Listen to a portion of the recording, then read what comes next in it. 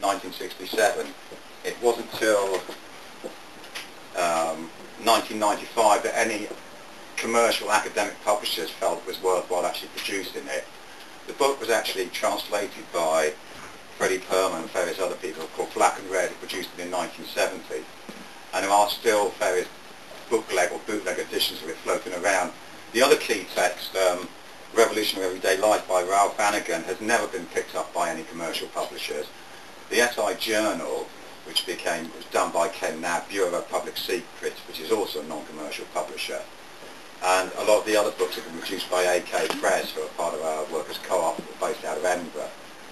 Yeah, recently there's been, in the last few years, there's been quite a lot of interest in Debord, and he's been picked up by some of the academic publishers. But interestingly enough, that for somebody who in the poverty of student life said that as the anarchists will tolerate each other, they'll tolerate anything. It's interesting that Debord was mainly championed in this country in the 70s by the libertarian and the anarchist press, who actually reproduced his books in this country and kept them in print for years, and actually they still keep his books in print.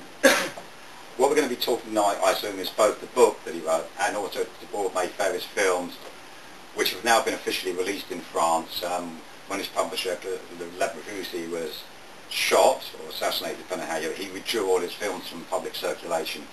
But after Debord's death, they all got released, and if you go into Virgin Megastore now, you can buy the complete works of Guy Debord, nicely packaged, a lovely little package with various other things as the ideal commodity.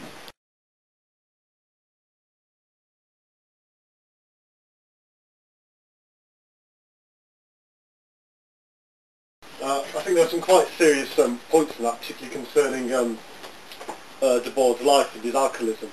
And he eventually did kill himself, because Debord, so I've got a picture here, he was pretty much going against the, well, he felt like he was going against the tide throughout his life in both his theory and his practice. That's his political practice and his aesthetic practice. I don't like to say artistic, because we'll come on to that, it's very anti-art.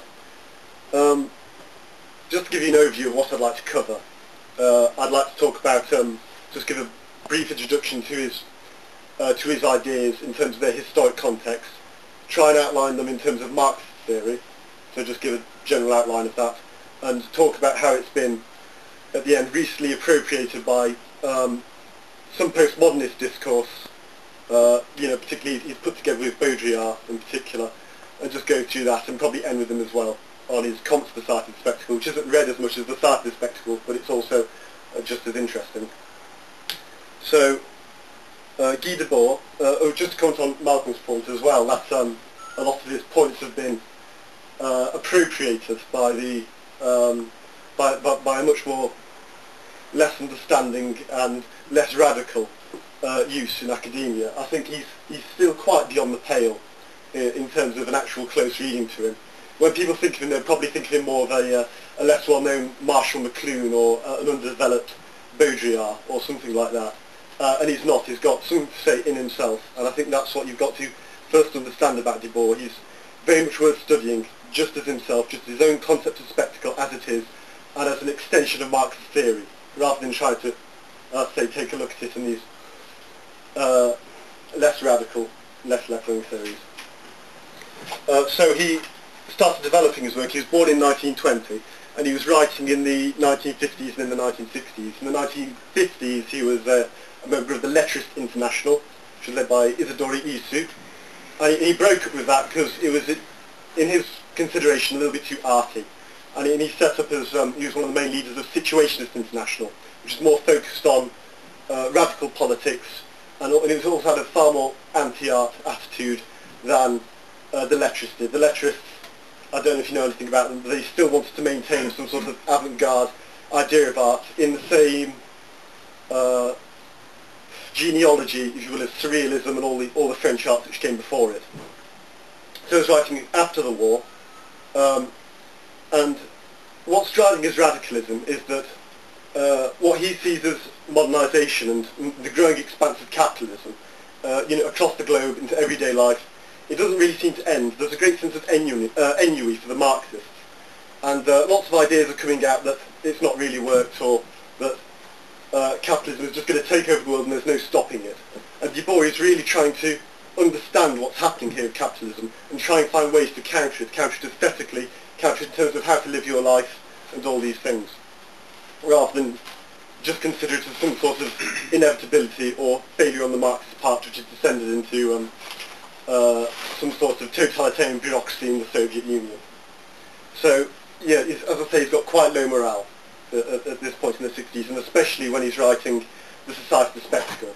You know, it's split up into, I think, 218 sections, paragraphs, if you've read it, and it's very literary. If you just read the tone of it, it's very, I don't know, if you read, say, another writer who writes in quite a literary similar way, like Nietzsche, and he's looking forward to a future world that is very aggressive and assertive, Debord is really, he's got a very slow tone to his writing, and when we look at the video, I've cut it down to like 20 minutes, but and it's an English version, but the speaker, Dora Bowen, conveys his tone in the actual French quite well. It's very very subtle and kind of mellow and intensely depressed. But we'll wait for that to come on. I've got a list of slides, so I need to use the first one. But in terms of understanding his theory, we've got to understand in terms of Marxist theory, and I've got 2 points here, which are the first and 31st point, which kind of bracket the first chapter of Society of the Spectacle. The first set of points, the first and the 31st one, is kind of outlining everything, and in them there's subtle Marxist allusions. So in the first one, which is very well known, in societies dominated by modern conditions of production, life is presented as an immense accumulation of spectacles. Now that first sentence is an appropriation of Capital by Marx, where if the first sentence of Capital, the first edition of that, is modern society is dominated by capitalist production, life is presented as an immense accumulation of commodities. So that's the first concept you need to understand in terms of spectacle, is the concept of commodity and how Marx understood it. The second one, number 34, which comes at the end of this section, says the spectacle is capital accumulated to the point that it becomes images, which is also another appropriation of Marx, who said again in Capital that what capital is money. When you get so much money, money accumulates to the point that it becomes capital. It becomes something which creates more money. So first we need to understand these two, and I'll just try and explain them briefly. A commodity for Marx is something which can be exchanged for something else. It's a very abstract term. That's all it is. And if it's something which can be exchanged for something else, it's only got a quantitative value. It doesn't have a qualitative one. So how do you consider exchanging, I don't know, two boxes of Weetabix for several cats? I have no idea. You can't really conceive of a way where they've got similar attributes at all. You have to abstract it to another level for them to actually exchange them. And that abstraction is money. You say this is worth so much, this is worth so much, and you get these two things which are completely different. You make them into an abstraction, which is the commodity, and they're suddenly quantitative in their value, and then you can exchange them. The second concept of that is capital.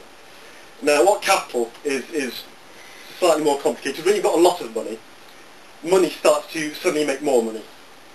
It's quite hard to explain. Think of the bourgeois revolution in the 18th century. In France, you've got this aristocratic class. They're all sitting around and they accumulate money, and they're only concerned with this mercantile idea of economics, where to be wealthy all you have to do is accumulate gold.